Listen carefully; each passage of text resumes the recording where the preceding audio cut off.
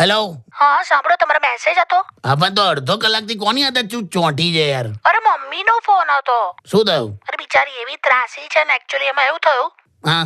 Actually છે ને, ઘઉંનો ડબ્બો ઉતારવાનો છે. ઘઉંનો ડબ્બો? રસોડામાં અભરાઈ પર ચડાઈ દીધો છે. બાપ રે બાપ, બધાની બિચારી કઈને થાકી ગઈ હા.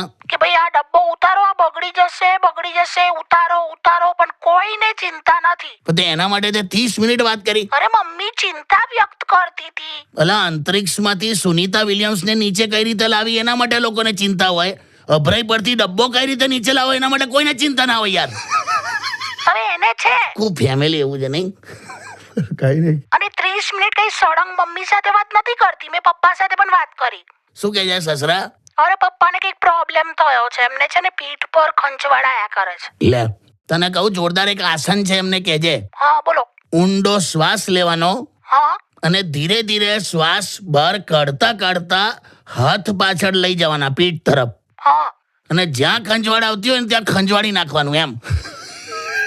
અવાજ આવો બાપાના. પણ ખંજવાળ માટે કોઈ ટેકનિકલ જવાબ હોય, ખંજવાળી નાખવાનું યાર. અરે યાર, આ ઉભરાયું દૂધ ઉભરાયું. કઈલા આપણા ઘરે યાર આખું પ્લેટફોર્મ બગડ્યું યાર. આ બધું તમારા લીધે થયું. હે મારા લીધે? લાંબી વાતો કર્યા કરો છો. મેં કરી કે તું 30 મિનિટથી મંડી હતી? લેજો મારા પર આવ્યું લાગ. આમાં તો તારો વાંક કહેવાય કે નહીં? હું કોની વાઈફ છું? મારી વાઈફ છે. તો બસ, તો વાંક તમારો. ઓકે, મૂકો. છે ને?